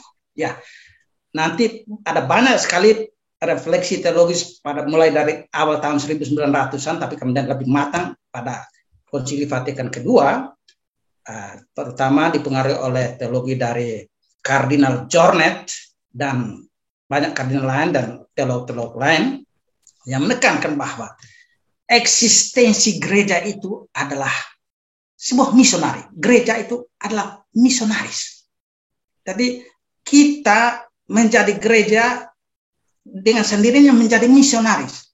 Tidak bisa kita menjadi gereja tanpa bermisi. Jadi misi itu merupakan identitas sebagai seorang beriman. Ketika dibaptis, orang itu menjadi misionaris. Itu ada Gentes nomor 2. Jadi lihat cara berpikir itu kan juga mempengaruhi teologi tentang gereja, bahwa itu gereja adalah kelanjutan dari misi Tuhan Yesus sendiri. Jadi Yesus diutus Bapa, kemudian gereja diutus oleh Yesus. Dan lihat keberadaan kita itu, atau kita ada karena fungsi atau manfaat misionarisnya yang membuat kita ada, membuat gereja itu ada. Karena itu apa saja yang dilakukan gereja itu sebuah misi. Mau dia pergi mewartakan Injil kepada orang non-Kristen, itu misi. Bahkan mereka hanya tinggal di dalam biara, itu juga termasuk misi. Kenapa? Membangun yang tadi inti sekali, tubuh mistik Kristus. Jadi refleksi teologis dalam hal ini misiologis dan eklesiologisnya menjadi sedemikian kaya dan utuh. Sehingga ketika kita berbicara tentang misi, tidak bisa hanya berfokus pada kegiatan evangelisasi Adventist, tapi kepada semuanya. Itulah sebabnya Yves Congar dia berkata bahwa tidak pada tempatnya kita hanya mengatakan misi itu hanya kepada orang-orang yang mewartakan Injil kepada orang-orang non-Kristen, tapi kepada semua orang, termasuk Pastor Proki di Paris, dia bisa menjadi seorang misiologis. Dan kemudian terutama Kardinal Jornet juga menegaskan bahwa karena kita hanya berpikir misi itu suatu kegiatan yang sifatnya eksternal dan kadang-kadang juga membawa manfaat secara nyata. Dan kemudian dia kata, kalau begitu nanti kita katakan orang-orang seperti para suster Karmel itu, mereka itu tidak buat apa-apa. Cara berpikir seperti itu, dia garis bawahi menjadi sangat egoistis, bahwa segala sesuatu yang ditentukan oleh diri kita sendiri. Jadi lagi-lagi cara berpikir bahwa misi Adventist hanya salah satu kegiatan dari gereja, itu adalah cara berpikir yang didasarkan pada pemahaman tentang gereja yang belum utuh. Pemahaman gereja yang utuh yang didasarkan oleh refleksi teologis pra-Konsili Vatikan kedua dan kemudian dimatangkan pada Konsili Vatikan kedua, merumuskan bahwa semua yang dilakukan oleh gereja adalah aktivitas misi. Demikian. Terima kasih. Baik, demikian jawaban dari Pater Adam. Rupanya ada tanggapan balik dari Pater Oris. Silakan, Pater. Terima kasih Pater Adam untuk penjelasan. Ada teolog-teolog baru yang mengatakan bahwa the mission is are not the leg, but the heart. The mission is not the leg only, but the heart. Saya hanya untuk mencoba, apakah ada kutipan-kutipan Santa Teresa kecil yang menjadi dasar pemikirannya dan sekaligus tindakannya sebagai seorang misionaris. Mungkin ada kutipan-kutipan atau pengalaman spiritual dari Santa Teresa kanak-kanak Yesus yang menjadikannya spirit baginya untuk menjadi seorang misionaris di dalam ruang yang kecil tetapi hatinya begitu besar untuk tanam misi. Sorry. Ya, Pater. Silakan. Ya, terima kasih ya. Itu seperti yang saya paparkan dalam slide tadi, bahwa dalam refleksinya tentang misi pribadinya sebagai seorang OCD, dia menemukan kata-kata dari Rasul Paulus dalam 1 Korintus bab 11 dan 12 tentang tubuh mistik Kristus. Bahwa dia katakan bahwa tubuh itu ada banyak anggota, dan dia menemukan bahwa semua anggota itu tidak cocok untuk dia. Tetapi dia garis bawahi ada satu poin penting, bahwa tubuh itu harus ada hati. Dan hati inilah yang menjadi kekuatan, menjadi energi, menjadi daya dorong untuk seluruh aktivitas lainnya. Tanpa cinta, tanpa hati itu, misionaris tidak akan mewartakan Injil. Orang-orang yang harusnya sudah siap batang leher untuk menjadi martir, akhirnya tidak jadi martir. Dan pelayanan-pelayanan lainnya tidak akan berjalan. Karena itu, hati itu menjadi sangat amat penting. Hati gereja itu, cinta itu, kekuatan rohani itu menjadi sangat amat penting untuk kesuksesan misi secara umum. Dari kutipan dari Santa Teresa paling-paling kan yang di situ, dia bahkan tulis bahwa saya baca buku-buku teologi bikin pening kepala. Ketika dia baca Alkitab, dia merasa segala menjadi terang dan jelas bagi dirinya. Jadi sejauh yang saya baca itu, saya lihat tidak ada kutipan ini Santa Teresa. Kutipan paling-paling dari Alkitab, saya coba cek dan sampai dia kutip dari Thomas Aquinas atau Bapak Gereja. Tapi ya saya lihat kalaupun ada itu vague, ya artinya secara umum saja bahwa dia kata ada itu teolog sebelumnya, tetapi tidak ditulis secara sistematis. Ada kutip ini dari Santo Gregorius atau Thomas Aquinas, tapi dia hanya tegas ini dari Alkitab, firman Tuhan, 1 Korintus bab 11-12. Demikian. Tapi saya tambahkan, dan itu yang akhirnya mendorong tadi Paus Pius ke-9 menggelarkan dia sebagai pelindung misi. Dan itu tadi karena peran cinta, dan itu ditegaskan berulang-ulang. Saya kira ada di materi sedih di tulisan itu. Hampir semua paus menggarisbawahi tentang misi cinta, misi doa itu. Mulai dari itu Pius 9, Pius ke-12, terus sampai di Paus Benediktus dan Paus Fransiskus, selalu mereka nomor urutnya selalu doa. Dan referensinya selalu kepada Santa Teresa, kanak-kanak Yesus itu. Demikian. Baik, demikian jawaban dari Pater Adam. Ya, kita lanjutkan. Apakah masih ada peserta berikutnya? Ya, kembali lagi ke komunitas. Izin bertanya, Pater. Halo. Selamat malam. Selamat malam. Selamat malam.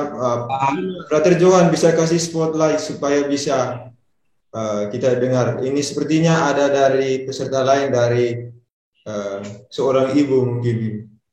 Ya. Oh ya, dari saudari Benedikta Paulana. Ya, kita minta maaf, Pater Sanjuan, kita beri dulu kesempatan kepada saudari kita yang satu ini. Silakan. Baik, perkenalkan saya Gita. Saya dari Sumba Barat Daya, tapi sekarang kuliahnya di Bali. Tadi terkait yang dijelaskan sama Pater, itu kan di luar agama Katolik kan tidak ada keselamatan. Nah, kebetulan di daerah saya itu ada yang jenisnya itu kepercayaan, yaitu marapu. Karena kebetulan ada pun saudara saya yang opah oma itu menganut agama kepercayaan marapu. Akan tetapi mereka itu belum dibaptis. Bahkan ada yang tidak mau dibaptis. Tapi mereka sering juga untuk ikut kayak doa keluarga, doa semuanya. Nah, bahkan ada yang sampai meninggal, tapi itu didoakan, tidak sempat dibaptis. Nah, yang menjadi pertanyaan saya, Pater, apakah orang tersebut yang seperti itu, yang notabene-nya tidak dibaptis, ataupun hanya dengan kepercayaan marapu tersebut, masih bisa diterselamatkan atau bagaimana, Pater? Mohon maaf, karena dari yang penjelasan dari tadi tuh saya kurang aktif semuanya, karena benar-benar masih minim, Pater. Terima kasih. Ya, Pater, demikian dari saudari kita ini. Bagaimana, Pater? Apakah jelas pertanyaannya? Sangat amat jelas. Ya, silakan, Pater. Terima kasih, Benedikta. Jawabannya adalah sangat amat mungkin selamat. Lumen Gentium nomor 16. Ya. Parameternya jelas bahwa keberadaannya di luar gereja Katolik itu karena dia tidak tahu akan kebenaran gereja Katolik. Jadi kalau dia tidak tahu, kondisinya bahwa dia tidak tahu tentang kebenaran itu. Tapi dia sudah berusaha semampu dia, dan Tuhan akan memberikan rahmat. Prinsip teologis tadi bahwa kalau orang sudah berusaha semampu dia, Tuhan pasti akan memberikan rahmat untuk membantunya sehingga bisa masuk surga. Ini kita berbicara soal prinsip. Entah opamu, keluargamu itu melaksanakan atau memenuhi prinsip itu, kita tidak tahu. Tapi yang jelas prinsip teologisnya seperti itu. Jadi sangat mungkin selamat. Bukan hanya opamu. Orang-orang non-Kristen itu sangat mungkin selamat. Tetapi jangan membuat kesimpulan yang gegabah seperti yang saya katakan tadi, bahwa kalau mereka tidak tahu tentang kebenaran Katolik kondisi, dan kemudian mereka berdasarkan nurani melakukan semampu mereka. Tetapi kadang manusia ditipu oleh setan, sehingga mereka mengatakan kami sudah melakukan dengan maksimal, padahal belum apa-apa. Bahkan terjadi pembenaran diri, manipulasi, dan segala macam hal yang buruk. Karena itulah evangelisasi agentes menjadi sangat amat penting. Demikian. Baik, terima kasih, Pater Adam. Bagaimana bisa Terima kasih penjelasannya, Pater. tangkap penjelasan? Oke, rupanya sudah jelas. Sebelum kita beralih ke Pater Sanjuan, Pater Chris mau memberikan penjelasan tambahan berkaitan dengan pertanyaannya Pater Boris tadi. Sekarang waktu dan kesempatan ruang Zoom ini diberikan kepada Pater Chris.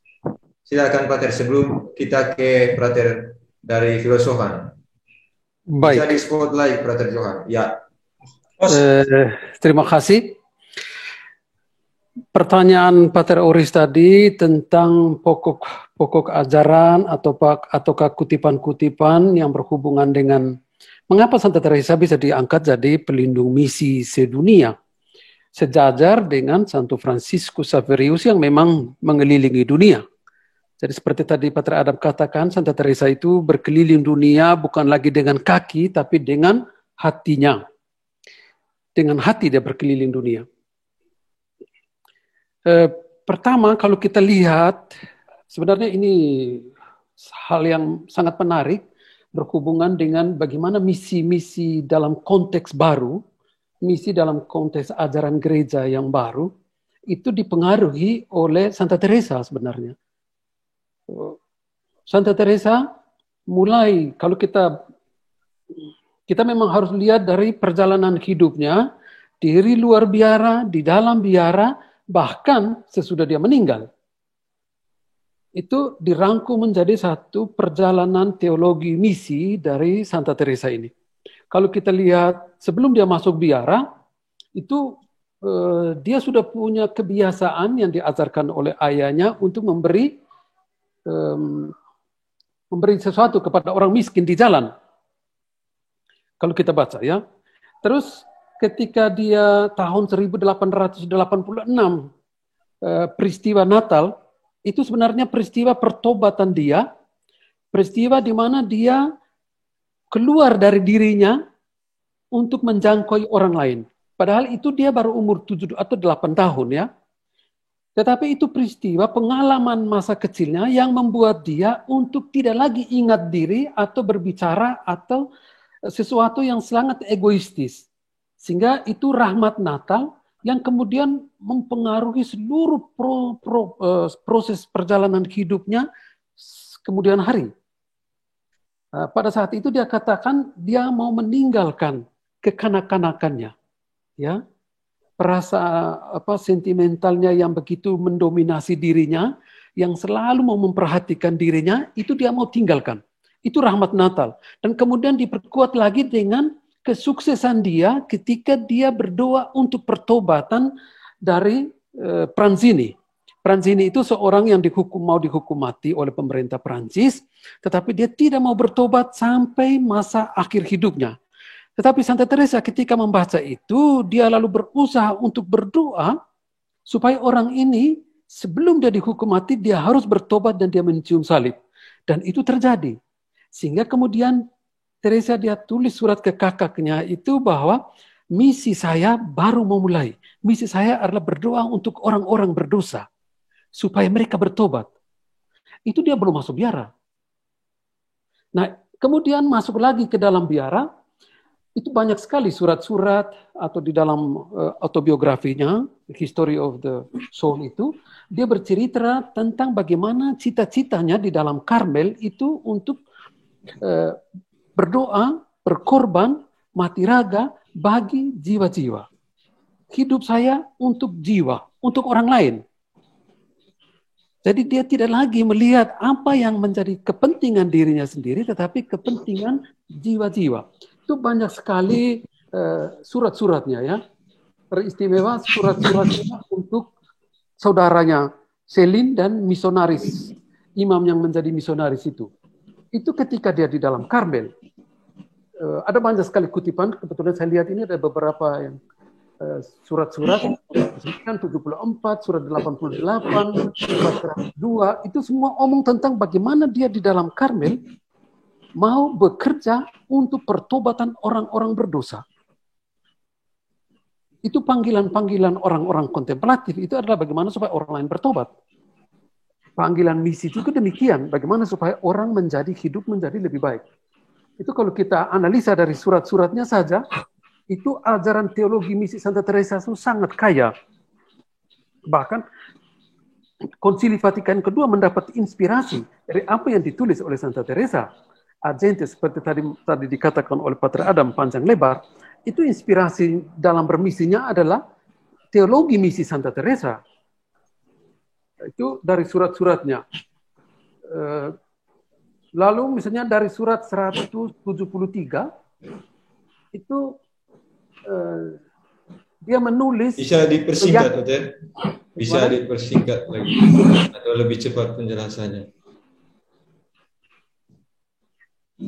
Ya, baik.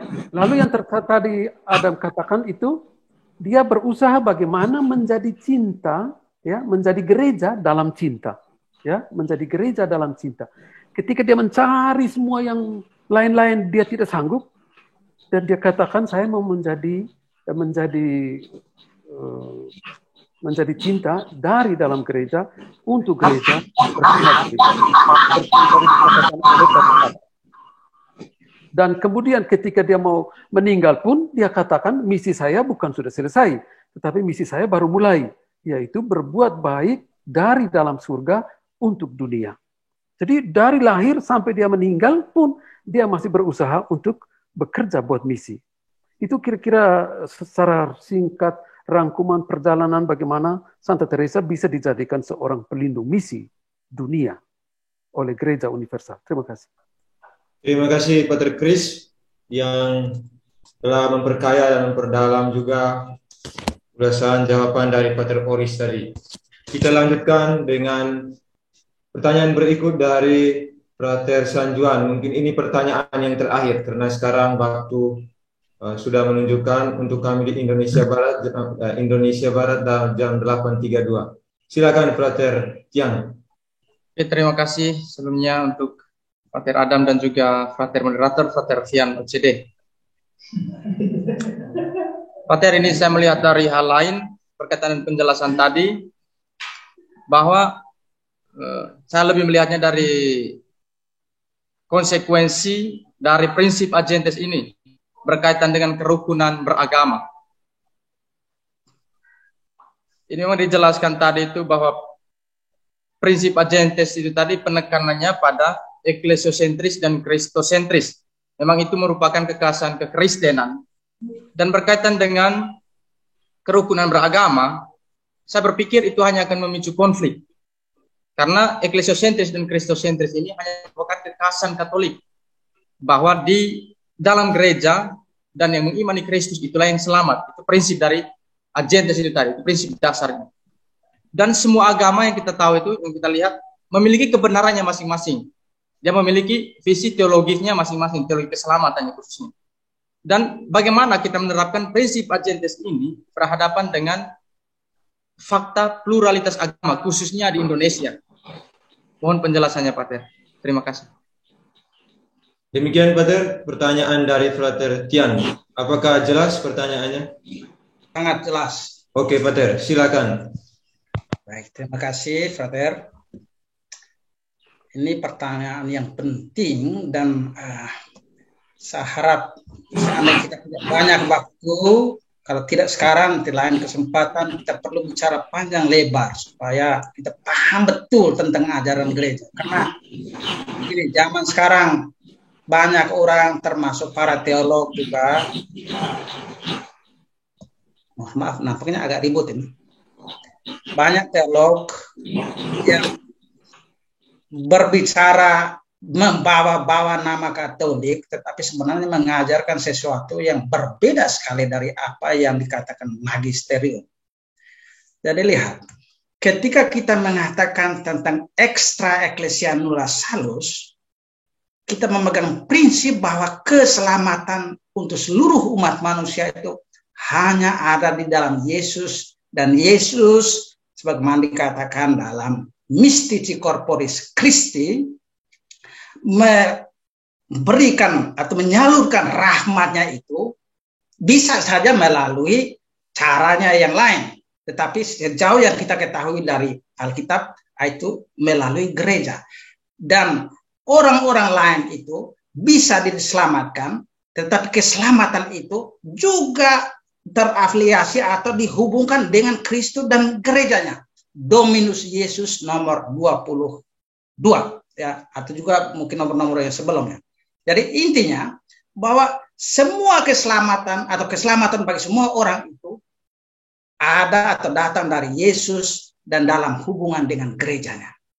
Boleh saja orang-orang yang beragama non-Kristen itu mengatakan, oh kami keselamatan melalui jalur lain. Ya, itu kan konsepsi mereka. Tapi ini kita berbicara dari konsepsi kita, teologi kita. bahwa keselamatan bagi semua orang ada dari Yesus sendiri melalui gerejanya. Kendati demikian, kita jangan sampai membuat atau menciptakan kesimpulan yang keliru yang memberi kesan bahwa gereja ini semacam satu institusi atau organisasi politis. No, not at all. Kita lihat penjelasan dari CDF on some aspect on evangelization. Ya, saya sudah kasih tahu itu nomor 9, bahwa ketika kita menambah anggota itu, menambah orang yang masuk dalam gereja, itu bukan persoalan expansion of the power group. No, kita memasukkan orang ke dalam komunitas kasih. Dan karena itu, kita mewartakan tentang kebenaran kekristenan, kebenaran Katolik dengan cara khas Katolik. Bukan dengan cara arogan untuk berusaha melenyapkan orang lain. Not at all. Tidak sama sekali. Justru sebaliknya, dengan mengorbankan diri bagi orang-orang yang kita evangelisasikan itu. Jadi lihat, logika Kristiani itu sangat berbeda dengan logika politik duniawi, sekalipun berbalutkan nama agama. Ya, beda sekali ya. Ketika kita tegaskan bahwa satu-satunya agama yang benar adalah Katolik, bukan berarti kita angkat parang untuk bunuh orang yang non-Katolik. No, sama sekali tidak seperti itu. Tapi kita berusaha untuk berkorban. Kita tunjukkan kebenaran keyakinan iman kita itu dengan cara berdoa untuk mereka dan berkorban. Dan kemudian dalam konteks kita, yang apalagi masyarakat yang pluralistik itu, kita hidup bersama dengan mereka dan jangan, dalam bahasa yang mungkin kurang bagus ya, jangan menjadi norak ya. Yesus ini kalau tidak masuk Katolik, masuk neraka. Itu cara yang sama sekali tidak Katolik. Kita harus melakukan evangelisasi sesuai konteks dan in progressive manner, itu pandangan resmi ya. Jadi kita lihat konteksnya dan konteks pribadi ya. Ya, orang ini kayaknya jangan dulu omong tentang Tuhan Yesus. Dan kalaupun omong dengan penuh kelembutan. Jadi lihat, jangan sampai kita keliru. Itu menunjukkan tentang absolutitas kekatolikan dengan cara yang tidak katolis. Itu cara konkidar para penjajah di Indian itu, di Amerika itu pada zaman dulu. Bukan seperti itu. Itu tadi saya sudah jelaskan ya. Dan juga ditegaskan, bukan juga, tapi dijelaskan atau ditegaskan oleh Paus Yohanes Paulus II dalam Redemptoris Missa, juga tadi saya tunjukkan dari Lactantius itu. Jadi logika Kristiani, logika Katolik adalah menunjukkan kebenaran dengan berkorban bagi orang lain. Demikian, Pater. Baik, terima kasih Pater Adam. Pater Remi mau menambahkan penjelasannya. Mungkin 1 menit ya, Pater. Baik, terima kasih. Selamat malam untuk kita semua. Selamat malam, Pater Adam. Oh, malam, Bos. Malam. Baik, pertanyaan Frater Tian itu berhubungan dengan dialog. Baik. Dan menarik, tadi Pater sudah katakan kita dialog itu mulai dari hal-hal yang sama. Tetapi tidak berarti bahwa yang beda itu kita samakan. Itu penting. Karena ada hal-hal prinsipil yang tidak bisa, dan itu memang sulit. Dan kita harus, kebenaran ajaran Kristen, ajaran Katolik itu tetap harus dipertahankan. Tetapi itu bukan berarti dengan demikian kita ya meniadakan itu. Itu penting, harus disadari benar. Bahwa ya dalam Islam itu ada bilang ini, lakum dinukum waliyadini, agamamu untukmu dan agamaku untukku. Masing-masing itu ada jalur keselamatannya. Bahwa untuk persaudaraan, untuk dialog, kita dialog hal-hal tertentu bisa didialogkan. Tapi ada hal-hal tertentu, kebenaran-kebenaran teologis yang tidak bisa didialogkan. Dan itu yang harus dipahami, bahwa ada di ajaran agama lain ada benarnya, dan menurut kita Katolik ya hanya baptis itu, hanya Kristus, melalui Kristus itu tidak ada pilihan lain. Dan kalau ya mereka, kita misalnya bermisi kepada orang yang kita wartakan yang Kristus, ya ajarkan yang Katolik yang ini. Dan untuk keselamatan menurut Katolik hanya melalui Yesus Kristus, tidak ada pilihan lain. Dan itu banyak sekali argumentasi yang dibangun seperti yang dikatakan oleh Pater Adam tadi. Dan saya pikir Ya, kita harus realistis dan mengatakan bahwa jangan sampai supaya menjaga keamanan, supaya jangan bentrok apa semua, kita akhirnya kita meniadakan sesuatu yang fundamental Katolik itu. Itu tidak. Itu bukan maksud dialog. Dialog artinya apa? Kita siap untuk menerima ternyata orang lain berbeda dari kita. Dan mengatakan yang benar tentang iman kita itu penting. Saya pikir itu yang bisa saya tambahkan. Terima kasih. Terima kasih, Dr. Remy. Demikian dua penjelasan jawaban atas pertanyaannya Frater Tian. Ini ada diberi toleransi satu pertanyaannya lagi para peserta webinar. Satu pertanyaan, ini pertanyaan paling terakhir, Pater Chris sepertinya. Pater Chris, ya. Sehingga boleh bisa lebih cepat, Pater. Selamat malam. Singkat saja. Pertanyaan saya untuk Saudara Adam. Bisa dengar? Oh, bisa. Oh ya. Itu bagaimana sekarang ada slogan-slogan yang mengatakan bahwa Christ yes, Church no. Kenapa? Karena dari pemaparan tadi, Saudara sudah sangat menekankan magisterium, ya toh. Tetapi dalam sejarah magisterium itu juga dia progresif. Dia mengalami perubahan-perubahan. Bagaimana pandangan Saudara? Baik, demikian pertanyaan dari Pater Chris. Pater Adam, apakah bisa menanggapnya secara jelas? Ya, jelas. Ya, Pater. Langsung dijawab. Nah, terima kasih, Pater Chris. Ya, itu cara berpikir yang khas dari orang-orang yang dalam terminologi teologi itu adalah latitudinarianisme, ya. Jadi orang yang berpikir indiferentisme liberal, ya, yang anti Kristus. Gereja itu bahkan mau denominasi apa saja itu, mana-mana saja itu. Cikal bakalnya itu seperti yang saya bilang tadi, mulai dari Rousseau itu. Jadi itu kan oke saja. Dan itu sangat mempengaruhi teologi yang lainnya, termasuk nanti dari Karl Barth, ya, yang anti Yesus, gereja itu tidak penting. Ya, cara berpikir seperti itu tidak sesuai dengan wahyu. Ya, seperti yang dikatakan dalam Lumen Gentium 14 bahwa Yesus menghendaki keselamatan semua orang, dan karena itu dia institusikan yang namanya baptisan.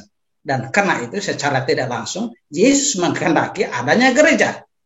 Ya, jadi yang membaptiskan gereja. Ya, dan ketika sebut kata gereja, jangan sampai berpikir sedemikian spiritualnya. Nah, sehingga hanya itu realitas spiritual. Dan itu yang dikritik oleh Paus Pius ke-12 dalam Mystici Corporis Christi tadi, ya. Jadi dia tegaskan gereja itu satu, tapi ada aspek visible dan invisible. Dua-dua itu harus, karena itulah nature, esensi dasar dari gereja. Jadi kalau hanya spiritual itu bukan. Gereja itu harus ada yang visible-nya. Jadi ini adalah kehendak Tuhan sendiri. Dari cara berpikir bahwa yang penting Kristus tanpa gereja itu sama sekali tidak sesuai dengan wahyu ilahi sendiri yang kita terima dari para rasul. Jadi pokoknya ada banyak sekali pemikir-pemikir lain, teolog-teolog lain, termasuk teolog-teolog Katolik yang menganggap gereja itu sangat itu fakultatif. Cara berpikir seperti itu tidak sesuai dengan apa yang diajarkan magisterium. Karena itu baik kita ikut apa yang dikatakan magisterium bahwa keselamatan melalui Yesus, tapi Yesus menyelamatkan melalui gerejanya. Sekian dan terima kasih. Baik, terima kasih Pater Adam atas jawabannya. Demikian jawaban dari Pater Adam atas pertanyaan dari Pater Chris. Sekarang ini waktu sudah menunjukkan kami di Indonesia Barat 8.45. Saya pikir sudah cukup untuk webinar kita pada seri yang ketiga ini bersama dengan narasumber kita Pater Adam. Berikut kita akan mendengarkan penegasan akhir dari Pater narasumber, Pater Adam. Silakan, Pater. Oke, baik. Bapak Ibu, putra putri gereja, saudara-saudari dari Santa Teresa, adalah tugas mulia bagi kita untuk mewartakan Injil. Tetapi kita tahu di zaman modern ini ada banyak tantangan, terutama pandangan-pandangan yang menganggap bahwa semua orang bisa selamat apapun agamanya. Pandangan yang seperti ini tentu tidak sesuai dengan wahyu dan tradisi suci yang kita terima dalam gereja dan diajarkan secara resmi oleh magisterium. Karena itu kita sebagaimana ditegaskan dalam dokumen resmi Dominus Yesus, kita percaya teguh akan satu-satunya penyelamat dunia, yaitu Yesus sendiri, dan gereja adalah sarana keselamatan itu. Tetapi kepercayaan itu bukan membuat kita menjadi arogan, mengajarkan Injil dengan cara yang tidak katolis, mengancam-ngancam orang, sama sekali tidak, tetapi dengan cara yang penuh kasih, cara yang katolis, yaitu mengorbankan diri kita untuk orang lain. Caranya itu sangat-sangat khas Santa Teresia, kanak-kanak Yesus. Itu seperti kalau saya kutip sedikit, ini sekaligus juga menjawab pertanyaan dari Bung Kenny, yaitu dengan mulai dengan berdoa, ya, yang berdoa dan berkorban laku tapa. Itulah cara yang katolis. Jadi bukan hanya sekadar pergi ke jalan-jalan, haleluya puji Tuhan. Bukan hanya dengan cara yang demikian. Lagi pula, ya, banyak orang yang berusaha untuk mewartakan Tuhan, Injilnya, tetapi dengan cara berpikirnya yang kadang-kadang keliru. Karena itu kita butuh tuntunan dari magisterium. Itu saya senang apa yang dikatakan Bung Kenny itu, bahwa banyak orang dengan pandangannya masing-masing, termasuk beberapa uskup. Ya, itu menjadi luka bagi kita semua. Karena itu lagi-lagi saya tegaskan tadi pada awal presentasi bahwa saya ingin memberikan penjelasan teologis, dogmatis, magisterial. Jadi bukan teolog-teolog pribadi. No. Karena begitu banyak teolog termasuk para pastor, uskup yang mengajarkan sesuatu yang dengan penuh kesedihan kita katakan membingungkan umat juga. Karena itu kita butuh magisterium, pandangan resmi bahwa kita tetap melakukan misi ad gentes, tapi dengan semangat Santa Teresia dari Lisieux. Sekian dan terima kasih. Baik, terima kasih Pater Adam. Kita berikan aplaus secara virtual kepada Pater Adam selaku narasumber, dan juga terima kasih kepada kita semua yang telah berpartisipasi dalam kegiatan webinar kita seri yang ketiga pada malam hari ini. Saya juga mohon maaf, mungkin ada kata yang salah. Tugas saya sudah selesai. Sebagai moderator, saya undur diri dari hadapan Anda. Untuk selanjutnya saya kembalikan kepada MC Frater Christo. Oke, terima kasih Frater Fian yang sudah memandu kita dalam webinar di seri ketiga ini. Bapak Ibu, para romo, para frater, saudara-saudari pecinta Santa Teresia yang terkasih, demikianlah seluruh rangkaian webinar kita pada malam hari ini. Sekali lagi, kami ucapkan terima kasih kepada Pater Adam selaku pemateri kita yang telah berbagi banyak hal kepada kita pada kesempatan webinar yang telah kita laksanakan bersama pada malam hari ini. Juga kita ucapkan terima kasih kepada moderator kita, Frater Fian, yang telah memandu webinar seri ketiga ini, sehingga webinar kita ini boleh berjalan dengan baik. Dan terima kasih juga kami sampaikan kepada Bapak Ibu, saudara-saudari sekalian yang telah berpartisipasi secara penuh dalam webinar kita pada malam hari ini. Berikutnya kami akan menyampaikan beberapa pengumuman. Pengumuman yang pertama itu, ya nanti saya mohon izin untuk share screen. Oke, pengumuman yang pertama itu, webinar seri yang keempat akan diadakan pada bulan Juni, tepatnya tanggal 24 Juni 2022 dengan tema pokok ajaran spiritual Santa Teresia kanak-kanak Yesus. Dan pembicaranya nanti adalah Pater Dr. Krisurinono OCD. Pengumuman yang kedua itu bahwa penerbit Nyala Cinta Biara Karmel Santa Teresia Lisius Yogyakarta telah menerbitkan beberapa buku, di antaranya yaitu buku dari Pater Krisurinono OCD, yaitu dari Juan de Yepes ke Juan de la Cruz, itu buku pertama, dengan harga 45.000. Buku kedua itu kisah-kisah singkat yang ditulis oleh para frater, yaitu dengan judul Cintaku Lebih Kuat Daripada Jala Ikan, dengan harga 50.000. Dan buku ketiga itu Warisan Rohani Orang Kudus Karmel. Ini juga para frater sador dari berbagai sumber. Bagi Bapak, Ibu, Saudara-saudari yang ingin memiliki buku-buku ini, bisa pesan lewat Frater Engel atau Frater Juven melalui nomor WA yang tercantum di layar ini. Baik Bapak, Ibu, para romo, para frater, saudara-saudari yang terkasih, akhirnya acara webinar seri ketiga ini dengan tema Visi Santa Teresia tentang Misi, satu analisis teologis dan relevansi terhadap evangelisasi masa kini telah berakhir. Semoga webinar ini bermanfaat bagi kita semua yang mau menimba kekayaan rohani daripada orang kudus gereja.